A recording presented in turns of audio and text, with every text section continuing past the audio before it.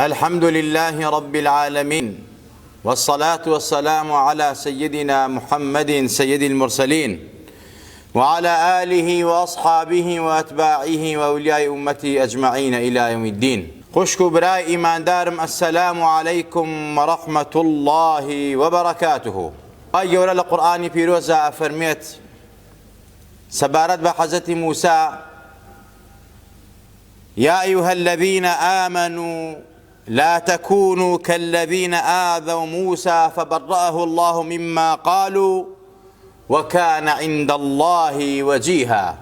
خواهي تبارك وتعالى فرمي إيمان داران وباور داران وقومكي حزة موسى مبن بتايبت أوانيان كوا آزاري حزة موسى يندا وبهتانيان بوكرت قصي ناشريان بيوت إهانيان كرت بهتانيان بوكرت درويان بوكرت بلام خواهي تبارك وتعالى فبرأه الله مما قالوا.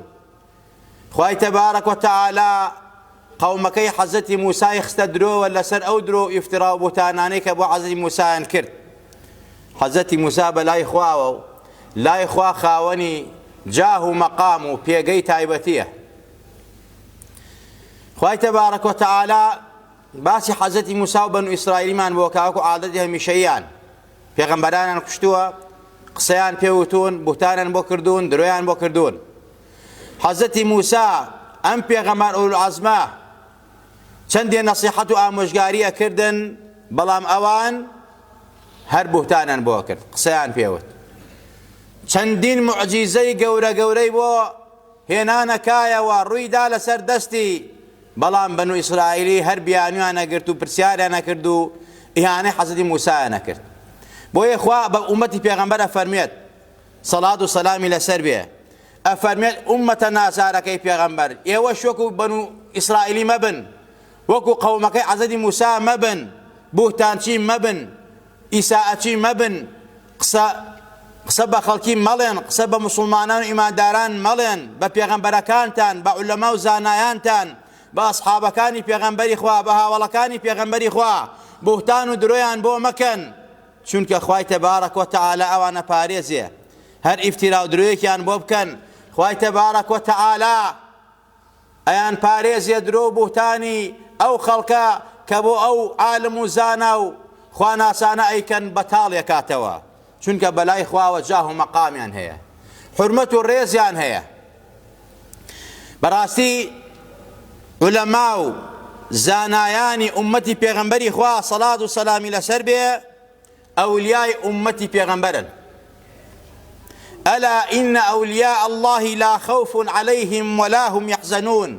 ئاگادار بن، ئەولیا و دۆستانی خوا لە دنیا و لە قیامەتە ترس و باکیان نییە، خەوفیان نییە لە هیچ شتێک. ئەوانە دۆستی پەروەردگارن. خوا موژدەیان پێدا ئەولیا و دۆستەکانی من ئاگادار بن، ترستان نەبێ و بێمتان نەبێ، خەفتان نەبێ و بێتاقەت مەبن. لە دنیا و لە قیامەتە ئێمە پشتیوانی ئێوەین. ئین الله یدافع عن الذین آمنوا. خوا دیفاع لە ئیماندارانەکە. چ جایی مامۆستای ئیمانداران، ئەولیا و مرشید و پیاوە گەورەکانی ناو ئیمانداران، ئەوە دۆستی خوان، دۆستی پەروەردگارن. بۆیە پێغەمبەری نازدار سەڵات و سەلامی لەسەر بێ لە چەندین فەرموودا لە باسی عولەمای ئومەتەکەیە ئەفەرمی عولەما ئومەتی کە ئەنبیای بەنی ئیسرائیل، عولەمای ئومەتەکەی من وەک پێغەمبەرانی بەنو ئیسرائیلیوان لەناو قەومەکەیانە، عولەما و زانایانی ئومەتی منیش لەناو ئومەتەکەمە وەک ئەو پێغەمبەرانەوان خاوەنی جاه و مەقامن، ڕێزیان لێ بگرن، حورمەتیان لێ بگرن، لە خزمەتیانە بن، بە ئەدەب بن، بەوانەوە بەختەوەرە بن، سەرکەوتووە بن، ڕەفیقی ئەوان، خزمەتی ئەوان، هاوڵەتی ئەوان، ئەدەب لەوان. بەڕاستی ئینسانە باتە لووتکەی خواناسین، لووتکەی سەعادەت و بەختەوەری، بەڵام بە پێچەوانەوە بێئەدەبی و بێحورمەتی بەرامبەر ئەوان ئینسان سووک و ڕسوای دنیا و قیامەتەکە. چونکە ئین العولەماء وەرەثەة الئەنبیا، پێغەمبەر فەرمێت سەڵات و سەلامی لەسەر بێ، بەڕاستی عولەما و زانایانی ئومەتەکەی من جێگەداری بە حەقی پێغەمبەرانن، وەرەسەی پێغەمبەران ئەوانەی بن. پێغەمبەران دینار و درهم و زەی و زاریان بەجێ نەهێشتووە، پێغەمبەران سەڵات و سەلامیان لەسەر بێ پارە و پوڵیان بەجێ نەهێشتووە، مڵک و ماڵیان بەجێ نەهێشتووە، بەڵکو عیلم و زانست و ئەدەب و ئەخلاق و توراسێکی گەورەیان بەجێهێشتووە بۆ پێشکەوتنی مرۆڤایەتی و خەڵکی کە بەدەستی عولەما و زانایانی ئومەتی پێغەمبەری خواوەیە صلی الله عليه وسلم. بۆیە بێئەدەبیکردن بەرامبەر مەقامی عولەما و زانایان، بێئەدەبیکردنە بەرامبەر مەقامی پێغەمبەران، بەتایبەت پێغەمبەری ئێمە سەڵات و سەلامی لەسەر بێ. هەر کەس عاقڵ بێ و ژیر بێ، بێحورمەت و بێئەدەب نابێ بەرامبەر بە زانایان و عولەمایانی ئومەتەکەی پێغەمبەری خوا صلی الله عليه وسلم. ئەدەب نیشانەی ئیمانە، هەر کەس ئەدەبی نەبێ ئیمانی نییە. ئەدەب نیشانەی ئەخلاق بەرزیە، هەر کەسێک ئەدەبی جوانی نەبێ بەرامبەر بە هەموو مسلمانان بەتایبەت عولەما و زانایان دڵنیا بە ئەو کەسە بەدبەخت و شەقیە. مامۆستا مەلا ئەحمەدی قازی پێنجوێنی دەرەجاتی عالی بێ لە وەصفی ئەدەبە بەرامبەر بە یەکتری، بەرامبەر بە زانایان ئەفەرمێ ئەدەب وەصفێکە بەس بۆ مەرد دەشێت، نامەرد ئەدەبی قەت لێ ناوەشێ. دوور بە لەو کەسەی لە ئەدەب دوورە، ماڵی بێئەدەب ماڵی بێنوورە. ئەفەرمێت ئەدەب بەس نیشانەی ئینسانی مەردە، ئینسانی ئیماندارە. هەر کەسی ئەدەبی جوانی هەبوو دڵنیا بە لە لووتکەی سەعادەت و بەختەوەری ئیمانایە. هەر کەسێک ئەدەبی نەبوو ئەو کەسە بەڕاستی بەدبەختە، دڵی ڕەش بووە. دوور بە لێوە، چونکە ماڵی بێئەدەب ماڵی بێنوورە، نووری ئیمانی تیا نییە، نووری خۆشەویستی خوا و پێغەمبەر و ئەسحابی پێغەمبەری تیا نییە. بۆیە هەتا دووربی لەوانەوە کەمە، دووربی لەوانەوە ئیسفادەکەی، بەڵام نزیک بی لەوانەوە بەدبەختە بی. عولەما و زانایانی ئومەتی پێغەمبەری نازدار سەڵات و سەلامی لەسەر بێ، هەر کەسێک بێحورمەتی و بێئەدەبی بەرامبەریان بکە بەڕاستی بەدبەختە بێ. عەبدوڵڵای کوڕی مبارەک ڕەزا و ڕەحمەتی خوای لەسەر بێ ئەفەرمێت من استەخەفە بالعولەماء ذهبت آخرته. هەر کەسێک گاڵتە بە عولەما و زانایانی ئومەتی پێغەمبەری خوا بکە تا نەوتە شەریان لێ بدا، گوێنیان پێ بدا، ئاخیرەتی ئەڕوا. یەکێ لە زانایان ئەفەرمی هەر کەسێک گوێن بە عولەما و زانایانی ئومەتی پێغەمبەری خوا بە فەرجی و بە زەکەری سێ بەسێ تەلاقیەکەوێت، چونکە عولەما و زانایان جێگەداری پێغەمبەرن سەڵات و سەلامی لەسەر بێ. ئیمامی ئەحمەدی کوڕی ئەزروعی ئەفەرمێت بێئەدەبیکردن بەرامبەر بە عولەما و زانایانی ئومەتی پێغەمبەری خوا لە گەورەترینی تاوانەکانە، وەک چۆن قەتڵ و زینا تاوانی کەبیرەیە. بێحورمەتی و بێئەدەبی بەرامبەر بە زانایان تا نەوتە شەر لێیان، بەڕاستی ئینسان بێحورمەتەکە لە دنیا و لە قیامەتە. یەکێتر لە زانایان ڕەزا و ڕەحمەتی خوای لەسەر بێ ئەفەرمێت بێئەدەبی بێحورمەتی بەرامبەر بە زانایان ئەوە کارێکی مفسیدانەیە، تاوانە گەورەیە. خوای تەبارەک و تەعالای ئەفەرمێت إن الله لا يصلح عمل المفسدين. خوای تەبارەک و تەعالا عملی ئیفسادکاران و مفسیدان بەڕاستی چاک ناکا، بەدبەختن، ئەوانە شەقین، چونکە بێحورمەتن بەرامبەر بە زانایان. لە حەدیثی قودسیە وارد بووە بۆ یاڵێن بەدبەختە بێ لە دنیا و لە قیامەتە، چونکە عولەما و زانایان ئەولیای پەروەردگارن. من عادى لي وليا فقد آذنته بالحرب. ولی و دۆستانی خوا فەرمێت هەر کەسێ دژمنایەتی ولی و دۆستێکی من بکە دڵنیا بە دژایەتی منی کردووە، ئیعلانی شەڕ و حەربی لەگەڵ منا کردووە، بەڕاستی ئیعلانی حەربی لەگەڵاکەم. قورب بەسەر ئەو کەسەی بێحورمەتی و بێئەدەبی بەرامبەر ئەولیا و دۆستانی خوا و عولەما و زانایانەکە ئیعلانی شەڕ لەگەڵ خواکە، پێی ئەکرێن نەخێر. زۆرمان بینی لە تاغوت و لە منهوڕەکان ئیعلانی شەڕیان لەگەڵ خوا کرد. خوا بە ئەدنا مەخلوقاتی بچووکی خۆی تەحەدای کردن و سووک و ڕسوای کردن. خەتیبی بەغدادی لە ئیمام ئەبوو حەنیفە و ئیمامی شافعی نەقڵەکە ئەفەرمون هەردووکیان إن لم تكن الفقهاء أولياء الله فليس لله ولي. قال الشافعي الفقهاء العاملون. إمام أبو حنيفة وإمام الشافعي يفرمون أجر فقهاء شرع زانا كانوا عالم كان زانا كان الدين ولي ودوست إخوة نبن إتر ولي ودوست إخوة هرنية. بوي إمام الشافعي رون كنوي زيادة دافع أو عالم فقه شرع زاناني ككار با علمك إخوانا كان كردوا با فقه شرع كان بشريعتك پروردگار إهمالي ناكن ونايف روشنو پارو تجارتي بي بيانا كان. عبد الله كري عباس رضا ورحمة إخوائي لسربية فرميت: من آذى فقيها فقد آذى رسول الله صلى الله عليه وسلم، ومن آذى رسول الله صلى الله عليه وسلم فقد آذى الله عز وجل. هر كسيك آزاري فقيه وشرع زان وعالم وزانايك آيني با أو أخوائي تبارك وتعالى براسي وكسا آزاري پیغمبری داوا، هر کس آزاری پیغمبر بدا او آزاری خوای متعالی داوا. اینجا کی اتوانه آزاری خوا بدا؟ يعني اما اعلان حرب الشر لقل پروردگارا. عزیزان و خوشویستان، بوی ابن حجر رضا و رحمت خوای لسر بيه: افندوشت ما سوء خاتمه و نقبتي و بدبختي انسان بكافري ارون، انسان لدنيا بدبختكن، جياني دنيا و قيامت يتالكن دوشت يكم ربا خواردن، چونکە هەر کەسێ ڕیبا بخوا خوا ئیعلانی شەڕی لەگەڵاکە. خوا فەرمێت بەرامبەر بە سوخۆر و ڕیباخۆرەکان: فأذنوا بحرب من الله ورسوله، إعلان حرب بکەن لەگەڵ خوا و پێغەمبەری خوا ئەی سوخۆر و ڕیباخۆرەکان. ئەوە یەک. دووهەمە و کەسانەی کەوا بێئەدەب و بێحورمەتن بەرامبەر بە عولەما و زانان و ئەولیاکان، بەڕاستی ئەمەش خوا ئیعلانی حربیان لەگەڵاکە.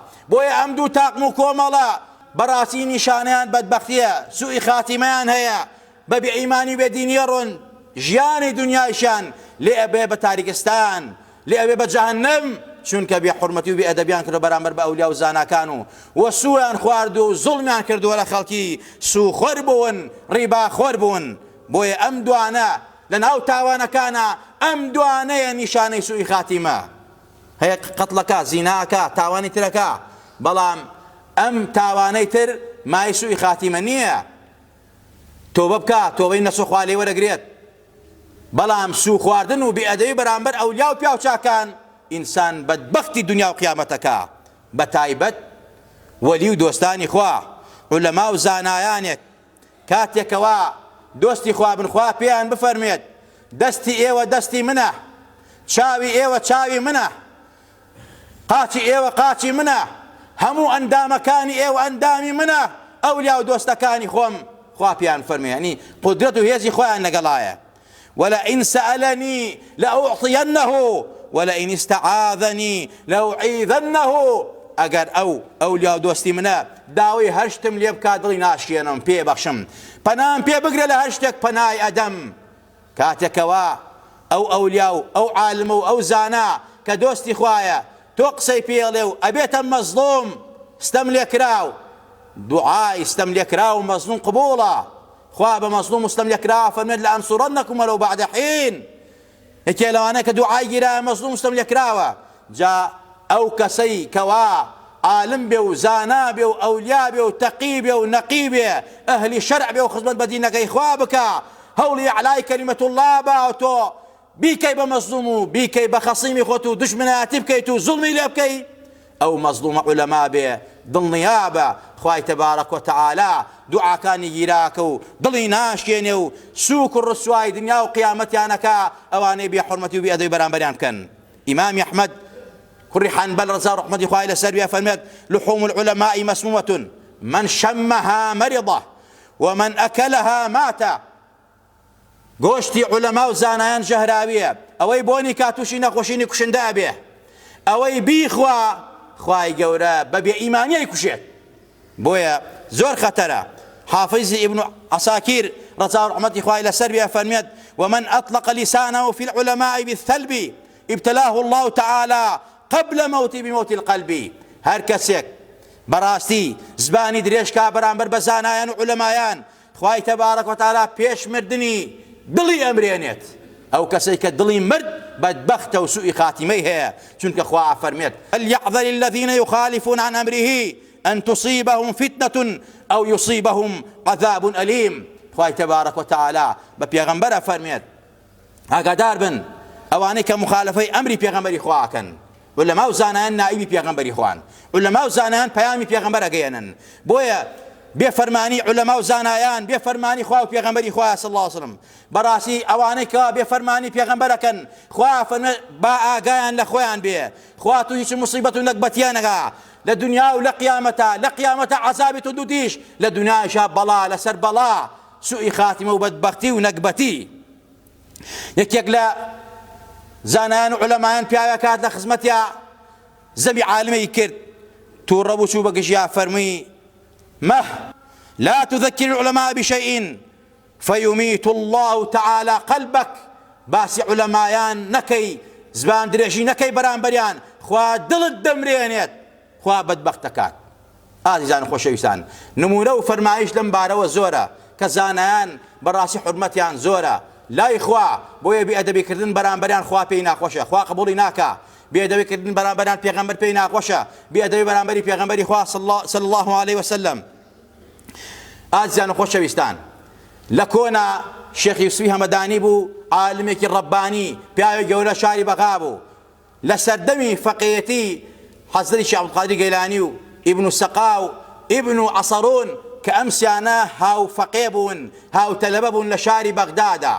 ئەمە بیدایە و نیهایە تاریخی ئیبن کەسیر کۆمەڵێک لە کتێبەکان باسی ئەم واقعە ڕاستیەکەن، ئەڵێن ئەمسیە تەلەبە حەزرەتی شێخ عەبدولقادر گەیلانی قەدەس الله ڕوحەهو، ئیبن سەقا ئەو عالمە گەورە حافظی قورئان بووە، کەس نەیتوانێت لە مەناقەشەوەی بەزێنێت. و هەروەها ئیبن عەسەڕون ئەمسیانە لە فەقیهەتیە ئەڵێن با بڕۆین سەردانێکی شێخ یوسفی هەمەدانی بکەین کە عالمێک گەورەی ڕەبانی بووە لە ناو شاری بەغدا، زۆر بلیمەت بووە، لەگەڵەوەشا زۆر تەقی و نەقی بووە. شێخی گەیلانی فەرمی من بەسیەم بۆ خزمەتی، لە خزمەتیا یەک زەڕە بەرەکەت وەرگرم بۆ ئەوەی کە بێتە مایە حوسنی خاتیمەم، هیچم ناوێ، نە پرسیاری لێکم، نە بۆ مەناقەشە ڕۆم بۆ خزمەتی، نە مەناقەشە عیلمی لەگەڵاکەم، چونکە من لەو ئاستانی من فەقیهەکەم. چونکە پێغەمبەر فەرمێت ئەلبەرەکەت مع ئەکابیرکم، بەرەکەت لە خزمەت پیاوە گەورەکانی ئێوەیە، من بۆ بەرەکەت دەڕۆم، دوعای خێرم بۆ بکە، خوای تەعالی ڕەحم پێ بکە. ئیبن سەقا ئەڵێن من ئەڕۆمەی شوێنم، ئەڵێن عالمێکی وا هەیە ڕۆم کۆمەڵی پرسیاری لێکەم. ئیبن عەسەڕون ئەڵێن من بەس یەک دوعام بکە، خوا دنیام باتێ ماڵ و سامانەی دنیا، هیچم ناوێتر، علمی چی و زانستی چی، بەس دنیا مەبێ، پارە مەبێ، پۆڵ مەبێ، حیوان مەبێ، مەڕ و ماڵات مەبێ، هیچم ناوێ، هەرچێکیان ئەڕۆم بە خزمەتی. بەڵام ئەو پیاوە ئەهلی کەشفە، ئەهلی فیراسەیە، بۆیە پێغەمبەر فەرمێت سەڵات و سەلامی لەسەر بێ اتقوا فراست المؤمن فإنه ينظر من الله تعالى. خۆتان بپارێزنە دەرکاتی ئینسانی مسلمان، چونکە ئەو پیاوە گەورانەی خوا، ئەو مسلمانانە، ئەو ئیماندارانە، ئەو وەلی دۆستانەی خوا بە نووری خوش دەبینن.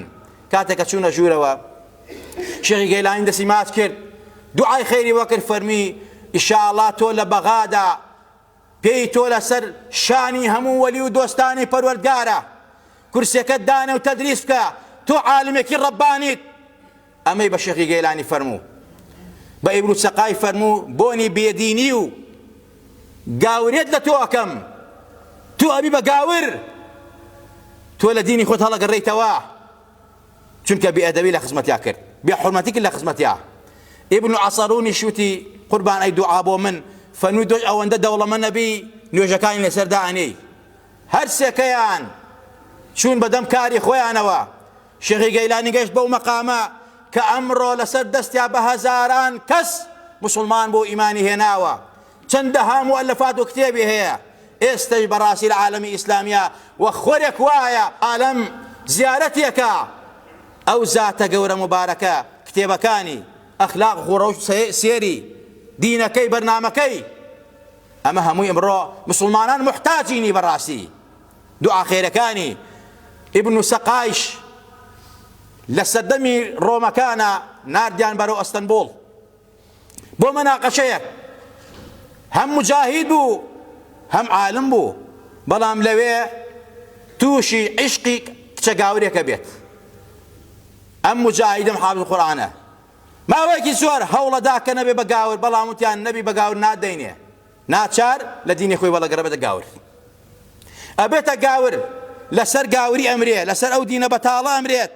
ئازیزان خۆشەویستان، بۆیە ئەڵێن وای لێ دێ شێتە بێ، شێت ئەبێ و تێکەچێ. ئەو حافظ قورئانە مجەوەد، کەس نەبوو هاوشانی بێ لە قورئان و حیفزی قورئانە، هیچی لەبیر نەماوە، هەر بەو دەردەوە بەو شێتێوە مرد و لە ناوچوو خوا پەنامادا عاقیبەتی شەڕ بوو. جا ئیبن عەسەڕونیش ئەڵێن لە منتەقەی سووریا ئەوەندە دەوڵەمەند بوو، جاری وا بۆ نوێژی عەسر و مەغریبی ناوە سەری. ئەمە علەما و زانایانی ئومەتی پێغەمبەری خوا سەڵات و سەلامی لەسەر بێ. بەڕاستی هەر کەسێک بێئەدەبی بێحورمەت بەرامبەر علەما و زانایان کە خوا بێحورمەتی ئەکات، بەدبەختە بێ، وەکو ئیبن سەقای لێتێ، وەکو چەندین زانای تر بەڕاستی زانا بوون، عالم بوون، بەڵام بێئەدەبی بەرامبەری زانایان و گەورە پیاوانی خۆیان کرد یان خەڵکانی عەوام بێدەوان بەرەمەری زانایان کرد، خوا بێحورمەتی کردن. ئازیزان و خۆشەویستان، ئێستش ئەبیسین لێرە و لەوێ بەرامبەر ڕەمزی ئیسلام، بەڕاستی سمبولی ئیسلام، عالم و زانای ئاسمانی کوردەواری و هەموو جیهانی ئیسلام ماوەسە مەلا کەریمی مدەڕیس سەیرەکەی خەڵکانێکی کاڵفام نەفام نەزان مەدخەلی و وەهابی لێرە و لەوێ لە سەمی بەعسا کە خۆیان زابتی بەعسی بوون، خزمەتکاری بەعس بوون، ئەمڕۆ مەرجعیەت دایناون، مەرجعیەتی شیعە بە مفتی عێراق بێئەدەبی بەرامبەری ماوەسە مەلا کەریمەکە و تەشیر بە جەناوی ماوەسە مەلا کەریمی مدەڕیسەکە. دڵنیا بە ئەو کەسە بەدبەختە و نەکبەتە. والحەمدوللا زانایانی بەغداد، فەلوجە و بەغا، موسڵ و باقی شارەکانی تری عێراق هەمویان هاتنە سەر خەت، وەڵامی توندیان داوە، وتیان تۆیەکی بەعسی زابتی پیاو کوش.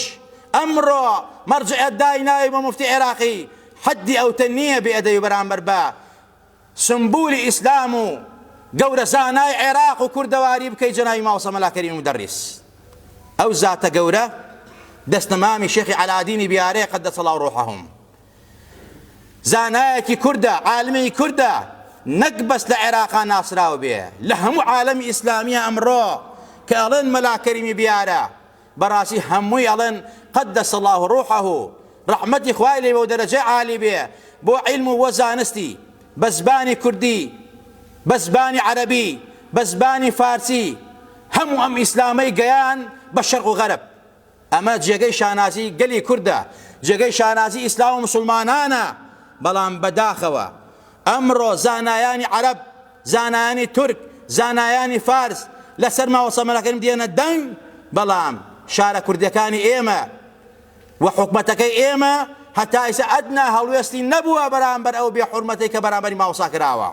ئەبوایە لە ئاستێکی زۆر باڵا حکومەتی هەرێم و زانایانی کوردستان بانە لەسەر خەت بیانوتە ئەبێ ئەو کابرا بێحورمەتە بێئەدەبە بەعسیە دادگایی بکرێ، چونکە جگە لەوەی بەرامبەر سمبولی ئیسلام بێئەدەبی کردووە، بەرامبەر هەموو گەلی کورد و میلەتی کورد بێئەدەبی کردووە، چونکە زانایەکی وەکو ماوەسا مەلا کەریم ئەدیب و عەقڵانی و فەلسەفە و شاعیر و شەرعزان و عالمی گەورەی کورد جێگەی شانازی ئێمەیە و سمبولی ئێمەیە. بۆتان نییە سنووری خۆتان بەزێنین، بەڵام بەداخەوە بە ئیدانەیەکی زۆر کورت و کرچ و کاڵ ئیدانەیان کردووە، بەڵام شارەکانی تری عێراق تەظاهورات مزاهرە هاتنە سەر جادە و لە ئاستی بەرزا داوایان لە حکومەتی عێراقی کردووە ئەبێ ئەو کەسە دەنی ئەو نەفسە ئیدانە بکرێ و لەو پۆستە لا بەدرێت کە بەڕاستی هیچ کاتێک عێراق و ئەهلی عێراق ئەو مەرجعیەتیان نەداوە بە و بەڵکو پۆستێکە دەسەڵات پێی داوە. ئەینا فتوای ڕاستەقینە و ئەهلی فتوا دیوانی وەقفی سوننەیە و لیژنەی فتوایە، نەک ئەوێکە بەڕاستی مەرجعیەتیشی ئەدایناوە. ئازیزان و خۆشەویستان، ئەمە هاوێنێم کەسانە زۆرن، هەتا ناو کوردەواری خۆشمانە ئەمڕۆ بە ناو سەلەفیەت و وەهابێتەوە کۆمەڵێکیان پەروەردە کردووە، نەک بێحورمەتی بەرامبەر بە ماوەسا مەلا کەریم مدەڕیس، بەرامبەر هەرچی گەورە زانای ئیسلامە ئیکەن، بەرامبەر بە هەرچی گەورە زانایانی مسلمانانە ئیکەن. ئەمەش نیشانەی ئاخر زەمانە. پێغەمبەر ئەفەرمێت إذا لعنت آخر أمتي أولها فانتظر الساعة. کاتێ بینیتان کۆتایی ئومەتەکەم نەفرەتیان لە پێشینە باشەکانی خۆیان و گەورە پیاوانی خۆیان کرد، چاوەڕوانی قیامەت بن، چاوەڕوانی نەکبەتی و بەدبەختی بن کە بەڕاستی کە گەورە و زانایان و مەرجعەکانتان حورمەت و ڕێزیان نەما. ئازیزان و خۆشەویستان، بۆیە ئێمە لێرەوە داواکارین لە حکومەتی هەرێم، داواکارین لە زانایان لە ئەوقاف، لە ئاستێکی زۆر بەرزە داوا بکەن ئەو کەسە دادگایی بکرێ کە بێحورمەتی و بەرامبەر ماوەسا کردووە، یا لە کوردستانە هەر کەسە بێحورمەتی و بێئەدەبی بەرامبەر زانای گەورەی و ماوەساکە جێگەی ئەوەیەکەوە دادگایی بکرێ و نێڵن ئەو ئیسای ئەدەبە بەرامبەر بە زانایان و عولەمایان بکە. خوا لە هەموو لایەکمان خۆش بێ، خوا عاقیبەتمان بەخێر بگێڕی، خوا لە گوناه و تاوانەکانمان خۆش بی. یا ڕەبی خوا لەدەپارڕینەوە بە ئیسمی عەزەمی خۆت. یا ڕەبی خوایە گیان لە گوناهی خۆمان و باوکو دایکمان خۆش بە، عاقیبەتمان بەخێر بگێڕە. یا ڕەبی خوا لەدەپارڕینەوە بە ئیمانمان ژێنە، بە ئیمانمان بنە، بە ئیمان و زیندومان کەرەوە. خوایە بێئەدەبمان نەکەی بەرامبەر بە عولەما و زانایان. خوایە زبانمان پاراوکەی، زبانمان پارێزراوکەی، لە ئاستی یەکتریە لآستی زانایانە لآستی سەحابەی پێغەمبەری خوا لآستی پێغەمبەرانە یا ربی خوایە بە محەبەتی پێغەمبەر و سەحابە و ئەولیا و عالم و زانایانەوە بژین و بنووسن دوو بینەوە یا ربی خوایە لە دەرد و بەڵاو نەخۆشی و ناخۆشی خۆمان وڵاتمان پارێزاوکەی خوایە بارانی بەڕەحمەتمان ببارەنە خوایە بارانی ڕەحمەت بێ مای خێر و خۆشی بێ نقمەت و عەزاب نەبێ یا ربی خوایە لە دەپارڕێینەوە وڵاتمان لە هەموو دەرد و ئاشوبێک پارێزاوکە لە هەموو کۆرۆنایەک لە هەموو ئاشوبێک لە هەموو بەڵایەک لە هەموو پەتایەک لە هەموو زاڵم و ستەمکارێک پارێزاوکە یا ربی خوایە گیان وڵاتمان پارێزاوکە لە فیتنەی دراوسەکانمان لەوانەیە کەوا چاوێن بە خاکی کوردستانە هەڵنایە یا ربی خوایە لیان قبوڵ نەکەی خوایە هەر نێتێکی خراپیانەیە بەرامبەر بە ئێمە بەخۆیانە بشکێنیتەوە خوایە ڕەحم بە هەموو مسڵمانان بکە ڕەحم بە هەموو ئیمانداران بکە یا ربی خوایە بەتایبەت ڕەحم بە ئەهلی غەزە و فەلەستین بکە خوایە زەلیلن خوایە لیانە کوشرێ قەتڵ و عامیانەکەن بێکەسن